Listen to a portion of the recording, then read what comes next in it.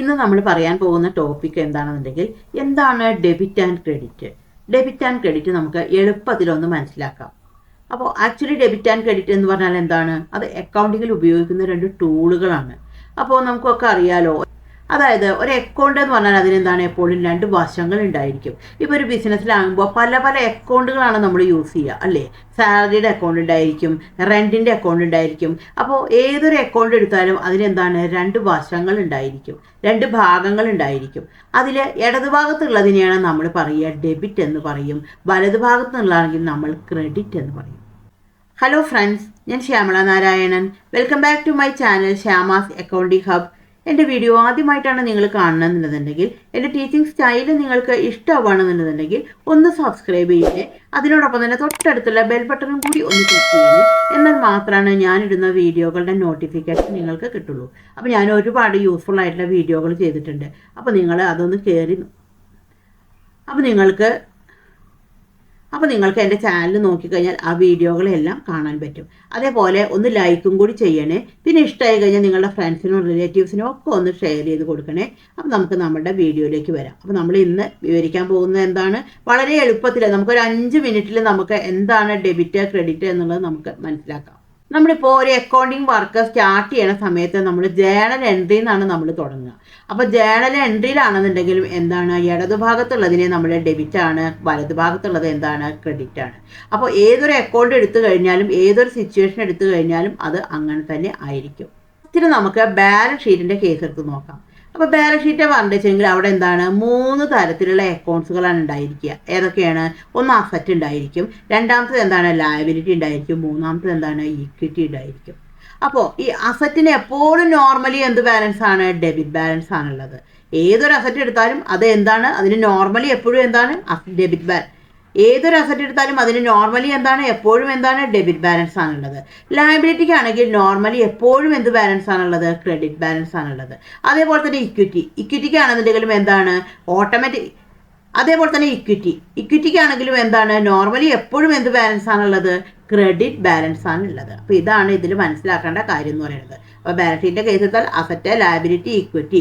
അതിൽ അസറ്റിന് എപ്പോഴും എന്ത് ബാലൻസ് ആണ്, ഡെബിറ്റ് ബാലൻസ് ആണ്. ലയബിലിറ്റിക്കും ഇക്വിറ്റിക്കും എപ്പോഴും എന്ത് ബാലൻസ് ആണ് ഉണ്ടാകുക, ക്രെഡിറ്റ് ബാലൻസ് ആണ് ഉണ്ടാകുക. അതായത് ഇപ്പോൾ ബാലൻസ് ഷീറ്റിൻ്റെ കേസിലാണെങ്കിൽ മനസ്സിലാക്കേണ്ട കാര്യം എന്ന് പറഞ്ഞിട്ടുണ്ടെങ്കിൽ ഇത്രയേ ഉള്ളൂ. അസറ്റ്, നോർമലി ഉള്ള അസറ്റ് ബാലൻസ് ഇൻക്രീസ് ചെയ്ത് കഴിഞ്ഞാൽ, വർദ്ധിച്ചു കഴിഞ്ഞാൽ അതെന്താണ്, ഡെബിറ്റ് തന്നെയാണ് ചെയ്യുന്നത്. അപ്പോൾ അസറ്റിന് എപ്പോഴും ഡെബിറ്റ് ബാലൻസ് ആണുള്ളത്. അപ്പോൾ അസറ്റിന് എപ്പോഴും ഡെബിറ്റ് ബാലൻസ് ആണുള്ളത്. ഓൾറെഡി ഉള്ള അസറ്റ് എന്താണ്, കൂടിക്കഴിഞ്ഞാൽ നമ്മൾ എന്ത് ചെയ്യണം, ഡെബിറ്റ് ചെയ്യണം. അതേപോലെ തന്നെ ലയബിലിറ്റിക്ക് എപ്പോഴും എന്ത് ബാലൻസ് ആണ് നമ്മൾ പറഞ്ഞത്, ക്രെഡിറ്റ് ആണ്. അപ്പോൾ ആ ഓൾറെഡി ഉള്ള ലയബിലിറ്റി ഇൻക്രീസ് ചെയ്ത് കഴിഞ്ഞാൽ എന്താണ് ചെയ്യേണ്ടത്, ക്രെഡിറ്റ് തന്നെയാണ് ചെയ്യേണ്ടത്. അതേപോലെ ഇക്വിറ്റിക്ക് നമ്മൾ പറഞ്ഞു ഓൾറെഡി എപ്പോഴും എന്ത് ബാലൻസ് ആണുള്ളത്, ക്രെഡിറ്റ് ബാലൻസ് ആണുള്ളത്. അത് ഇൻക്രീസ് ചെയ്ത് കഴിഞ്ഞാൽ നമ്മൾ എന്താണ് ചെയ്യേണ്ടത്, ക്രെഡിറ്റ് ചെയ്യാണ് ചെയ്യേണ്ടത്. അപ്പോൾ ഇത് നമ്മൾ പറഞ്ഞത് ബാലൻസ് ഷീറ്റിൻ്റെ കേസാണ് നമ്മളിപ്പോൾ പറഞ്ഞത്. ഇനി നമുക്ക് ഇൻകം സ്റ്റേറ്റ്മെൻറ്റിൻ്റെ കേസ് നോക്കാം, അതായത് പ്രോഫിറ്റ് ആൻഡ് ലോസ് അക്കൗണ്ടിൻ്റെ കേസ് നോക്കാം. അപ്പോൾ അവിടെ പ്രോഫിറ്റ് ആൻഡ് ലോസ് അക്കൗണ്ടിൽ നമ്മൾ 2 തരത്തിലുള്ള അക്കൗണ്ടുകളാണ് ഉപയോഗിക്കുന്നത്. ഒന്ന് എന്താണ്, എക്സ്പെൻസും ഉണ്ട്, രണ്ടാമത്തത് എന്താണ്, റവന്യൂ ആണ്. എക്സ്പെൻസിന് ഈ മുമ്പ് പറഞ്ഞ പോലെ എപ്പോഴും ഡെബിറ്റ് ബാലൻസ് ആണ് ഉണ്ടായിരിക്കുക. നോർമലി അതിൻ്റെ ബാലൻസ് എന്ന് പറയുന്നത് ഡെബിറ്റ് ആണ്. റവന്യൂക്ക് എന്താണ്, നോർമലി അതിൻ്റെ ബാലൻസ് എന്ന് പറയുന്നത് എപ്പോഴും എന്താണ്, ക്രെഡിറ്റ് ആയിരിക്കും ഉണ്ടായിരിക്കുക. അതായത് നമ്മൾ മനസ്സിലാക്കേണ്ട പോയിന്റ് ഇത്രയേ ഉള്ളൂ.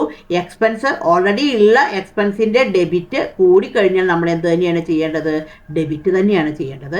അതേപോലെ തന്നെ റവന്യൂവിന് എപ്പോഴും ക്രെഡിറ്റ് ബാലൻസ് ആണുള്ളത്. ഓൾറെഡി ഉള്ള റവന്യൂ കൂടിക്കഴിഞ്ഞാൽ നമ്മൾ എന്ത് തന്നെ ചെയ്യണം, ക്രെഡിറ്റ് ആണ് ചെയ്യേണ്ടത്. അപ്പോൾ ഇതാണ് ബാലൻസ് ഷീറ്റിൻ്റെയും അതേപോലെ തന്നെ ഇൻകം സ്റ്റേറ്റ്മെൻറ്റിൻ്റെയും കാര്യം എന്ന് പറയുന്നത്. ഇനി നമ്മുടെ ജേണൽ എൻട്രിയിലേക്ക് വന്നു കഴിഞ്ഞാലോ, അവിടെയും ഇത് തന്നെയാണ്. ജേണൽ എൻട്രി ഉള്ള സമയത്താണെങ്കിൽ നമ്മൾ നേരത്തെ പറഞ്ഞു, ജേണൽ എൻട്രിയിൽ ആദ്യം നമ്മൾ ഡെബിറ്റ് ആണ് കാണിക്കുക, രണ്ടാമത്തെ എന്താണ്, ക്രെഡിറ്റ് ആണ് കാണിക്കുക. അപ്പോൾ നമുക്ക് കുറച്ച് ജേണൽ എൻട്രിയുടെ എക്സാമ്പിൾ നമുക്ക് നോക്കാം. Raising cash from share holders.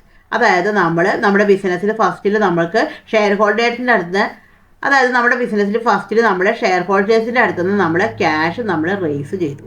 അപ്പോൾ ഇവിടുത്തെ 2 ആസ്പെക്റ്റുകൾ എന്താണ്, അപ്പോൾ ഒരു ട്രാൻസാക്ഷൻ പറഞ്ഞാൽ അതിൽ എപ്പോഴും എന്താണ്, 2 ആസ്പെക്റ്റുകൾ ഉണ്ടായിരിക്കും. ആ 2 ആസ്പെക്റ്റിൽ ഒന്നാണ് ഡെബിറ്റ് ആയിരിക്കുക, മറ്റതാണ് ക്രെഡിറ്റ് ആയിരിക്കുക. അപ്പോൾ അത് കണ്ടെത്താനുള്ള വഴികളാണ് നമ്മളിപ്പോൾ നേരത്തെ പറഞ്ഞത്. ഓൾറെഡി ഉള്ള അസറ്റ് ആണെന്നുണ്ടെങ്കിൽ ഇൻക്രീസ് ചെയ്ത് കഴിഞ്ഞാൽ നമ്മൾ ഡെബിറ്റ് ആണ് ചെയ്യേണ്ടത്. ലയബിലിറ്റിയും ഇൻകം എന്താണ്, ഓൾറെഡി ഒരു ക്രെഡിറ്റ് ആണുള്ളത്. അത് കൂടി കഴിഞ്ഞാൽ നമ്മൾ എന്താ ചെയ്യേണ്ടത്, ക്രെഡിറ്റ് ചെയ്യാണ് ചെയ്യേണ്ടത്. അപ്പോൾ കുറഞ്ഞു കഴിഞ്ഞാൽ പിന്നെ നമ്മൾ പ്രത്യേകം പറയേണ്ട ആവശ്യമില്ലല്ലോ, അതിൻ്റെ ഓപ്പോസിറ്റ് ആണല്ലോ ഉണ്ടാകുക. അപ്പോൾ ഇനി നമുക്ക് ജേണൽ എൻട്രീസ് നോക്കാം. അപ്പോൾ ഇവിടെ നമുക്ക് രണ്ട് ആസ്പെക്റ്റുകൾ എന്തൊക്കെയാണ്? ഒന്നെന്താണ്? അസറ്റാണ്, അതായത് ക്യാഷാണ് റേസ് ചെയ്തത്. ക്യാഷ് ഏത് കാറ്റഗറിയിലാണ് ഇപ്പോൾ ഇടുക? അസറ്റാണ്.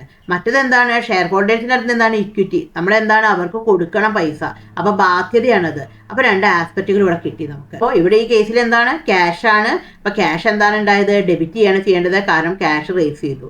അടുത്തത് എന്താണ്? ഇക്വിറ്റി പറഞ്ഞാൽ എന്താണ്? ക്യാപിറ്റലാണ്. അപ്പോൾ ക്യാപിറ്റൽ എന്താണ്? ഓൾറെഡി അതും റേസ് ചെയ്തു, അതിനെ നമ്മൾ എന്ത് ചെയ്തു? ക്രെഡിറ്റ് ചെയ്തു.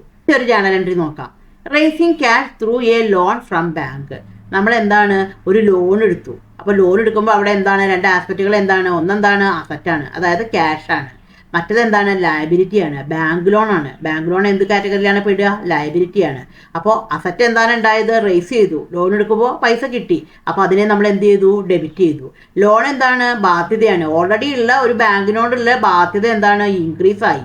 അപ്പം നമ്മൾ എന്താണ് ചെയ്യേണ്ടത്? അസറ്റിനെ ഡെബിറ്റ് ചെയ്തു, ബാങ്ക് ലോണിനെ എന്ത് ചെയ്തു? ക്രെഡിറ്റ് ചെയ്തു. നെക്സ്റ്റ് ഒരു ജേണൽ എൻട്രി നോക്കാം.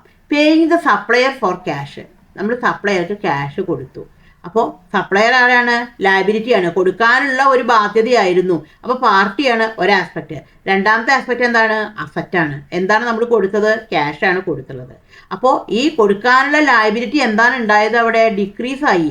ഓൾറെഡി കൊടുക്കാനുണ്ടായിരുന്നു, ആ ലയബിലിറ്റി എന്ത് ചെയ്തു? ഡിക്രീസ് ആയി. അപ്പോൾ നമ്മൾ എന്ത് ചെയ്തു? അതിനെ ഡെബിറ്റ് ചെയ്തു.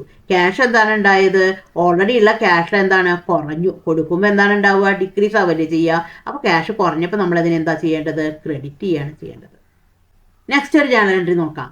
Invoice the customer for service sold. നമ്മൾ ഒരു കസ്റ്റമർക്ക് നമ്മൾ ഒരു സെയിൽസ് ബില്ല് അടിച്ചു കൊടുത്തു. അപ്പോൾ നമുക്ക് ആസ്പെക്റ്റുകൾ എന്താണെന്ന് നോക്കാം. ഒന്നാമത്തത് എന്താണ്? അസറ്റാണ്, അതായത് നമ്മൾ ആ പാർട്ടിക്ക് വിൽക്കുന്ന സമയത്ത് ആ പാർട്ടി നമുക്ക് ഇങ്ങോട്ട് തരണം, പൈസ തരാനുള്ളതാണ്.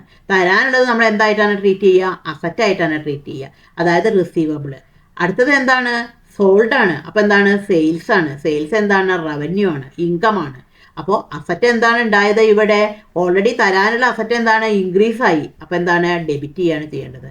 റവന്യൂ എന്താണ് ഉണ്ടായത്? റവന്യൂ കൂടി, നമ്മുടെ വരുമാനവും കൂടി. വരുമാനം കൂടിക്കഴിഞ്ഞാൽ എന്താ ചെയ്യേണ്ടത്? ക്രെഡിറ്റ് ചെയ്യാണ് ചെയ്യേണ്ടത്.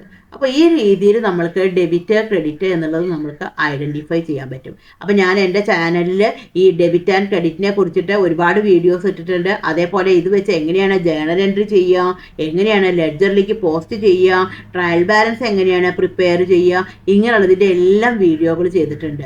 അപ്പോൾ അതിൻ്റെ എല്ലാം ലിങ്ക് ഞാൻ ഡിസ്ക്രിപ്ഷൻ ബോക്സിൽ കൊടുക്കാം. അപ്പോൾ ഇതിൽ മനസ്സിലാക്കാനുള്ളത് ഇത്രയേ ഉള്ളൂ. അസറ്റ് ഇൻക്രീസ് എന്താണ്? ഡെബിറ്റ് ആണ്. അസറ്റ് ഡിക്രീസ് എന്താണ്? ക്രെഡിറ്റ് ആണ്.